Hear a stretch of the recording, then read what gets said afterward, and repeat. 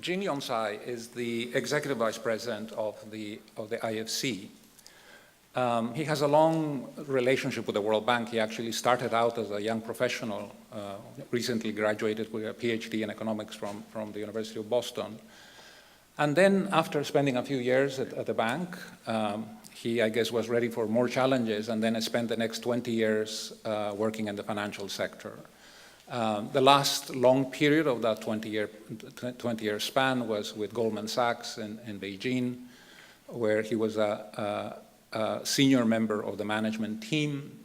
Jin-Yong brings into the IFC, of course, a wealth of experience. He has done extremely complex transactions throughout his professional life. He has had a lot of experience in the management of risk. And of course, he has brought to the IFC with him a vast experience in terms of developing client relationships. As you know, the Doing Business project is a joint project. It is co-funded by the World Bank and the IFC, and the two key people on both the IFC side and the World Bank are here. Kaushik Basu is sitting here on the first row.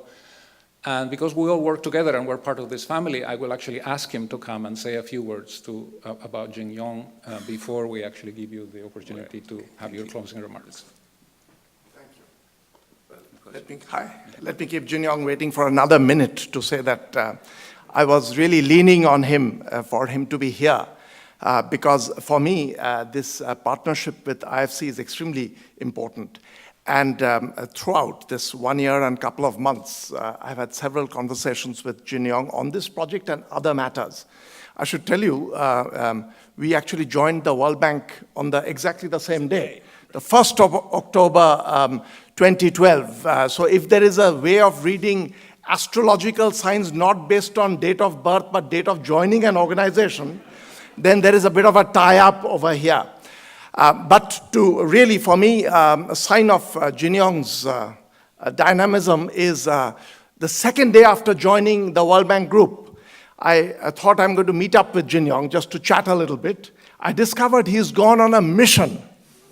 So this was Jin-Yong into Africa. Wasn't it the second day or immediately after joining? I was still getting lost in the World Bank corridors, trying to find my own office when he was up and running. But actually, I do want to, on a more serious note, say that, you know, an enterprise like the Doing Business brings some of the best ideas on the ground for action. And really, that is where most of my conversation with Jin-Yong takes place, that in the end, the purpose of the World Bank Group is to deliver. And this is one of the most powerful instruments, so I'm absolutely delighted that Jin-Yong agreed to come. So a few words from you. Thank you.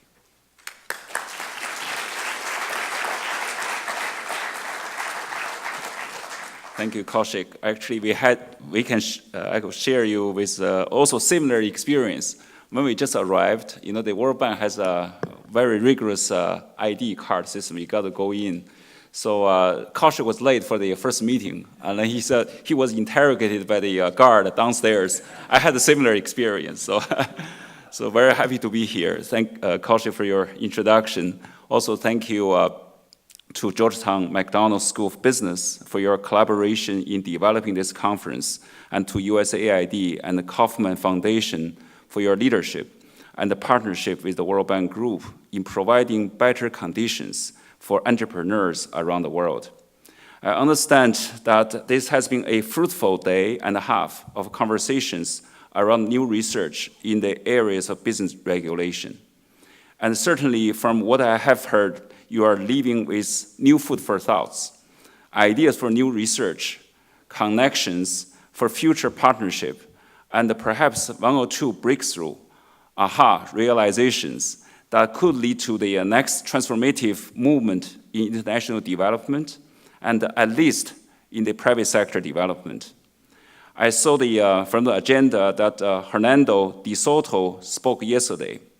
We know that the Doing Business project built off the revolutionary idea of Gerardo to follow the experience of an entrepreneur who wanted to set up a garment factory in the outskirts of Lima.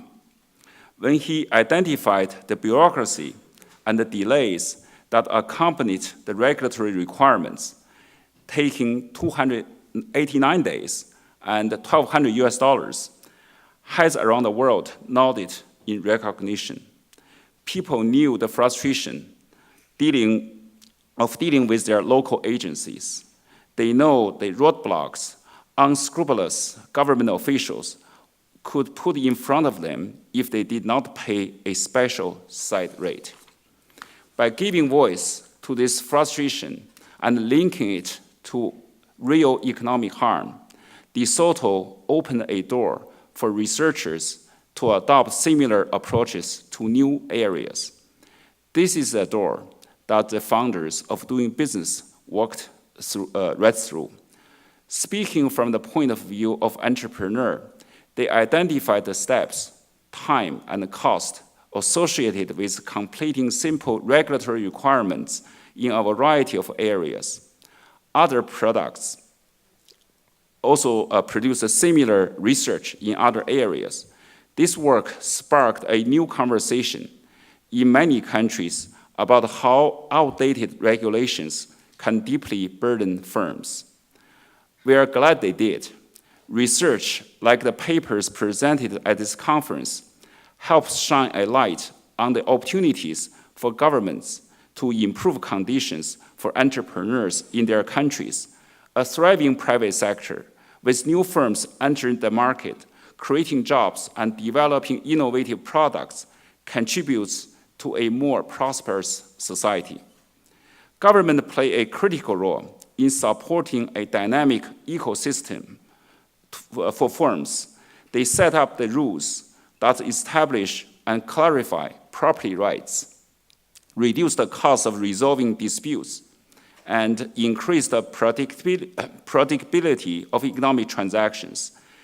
Without good rules that are evenly enforced, entrepreneurs have a harder time starting and growing the small and medium enterprises that are the engines of growth and job creation for most economies around the world. At the World Bank Group, we attempt to deliver a body of knowledge that will catalyze reforms and help improve the quality of the rule underpinning the activities of private sector.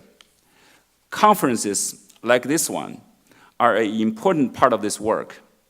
Such work matters because in a global economy characterized by constant change and transformation, it makes a difference whether the rules are sensible or excessively burdensome, whether they create perverse incentives or help establish a level playing field, whether they safeguard transparency and encourage adequate levels of competition. To have tools, whether in a cross-country data set or in-depth analysis on particular issue, that allow economies to develop the building blocks of good business environment is crucial for the creation of a more prosperous world with increased opportunities for everyone. Now, we know it is not perfect. The doing business measures are far from perfect, and the research agenda can never stretch to meet all the needs of the developing world. But we're attempting to improve, at least along the areas of doing business. Over next year, the team will looking to broaden the measures to capture aspects of quality of the regulatory environment, not just the speed of certain administrative process. This is a good start. We have an important independent review of the project, and their suggestions will be useful input to strengthen the analytical rigor of the report, deepen the communication around its findings, and clarify the limits of use. Doing business has captured the attention of policymakers and the press, and we want to be sure that we are presenting data that is as thorough and as rigorous tested as possible. We have been excited to see a global convergence towards good practice in business regulations. We know we still have a long way to go. And this conference, as this conference has discussed, but it is encouraging to see that economies in all regions of the world, of all income levels, have made important strides in improving the quality of the rules underpinning private sector activities. Even more encouraging were the recent findings that low-income economies have improved their business regulation at twice the rate that high-income economies have over the last 7 years. So while we celebrate some successes, I would like to keep the eyes on the prize. The World Bank Group has set twin goals of ending extreme poverty by 2030 and boosting shared prosperity. Too many people still do not have the opportunity to start and run their own firms. Too many people still face little prospects of finding a job in the formal sector, where they will be more likely to enjoy the benefits of social protections and safety regulations. Too many governments don't see the payoff of better regulation, but rather favor the comfort of status quo. My goal here is to mobilize you and the institutions you represent to break up this status quo. If not for everyone, everywhere, for where we can make an impact, change to reduce the cost and the complexity of government procedures and to improve the quality of institutions serve the unprivileged the most. We want to see more firms enter the formal sector, more entrepreneurs growing their business and producing jobs, and more workers benefiting from protective regulations. We also want to see the transformative research that will lay the path for this change. On the Doing Business project, I encourage you to give feedback to the upcoming changes on its website, which is www.doingbusiness.org. But more importantly, I encourage you to continue the lines of investigation that have been highlighting those last 2 days. Our world will be better if you do that. Thank you very much.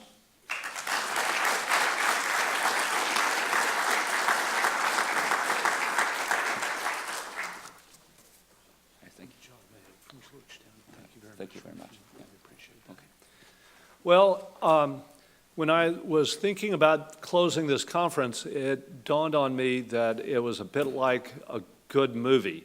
Good movies are, at least by my judgment, not judged by the number of stars they get, but whether they provoke me to think about the movie a day later and a week later. And I think this conference is going to be in the spirit of a very, very good movie that will cause us all to think about the thoughts and the dialogue that have happened here over the last couple of days for maybe days or weeks or months to come.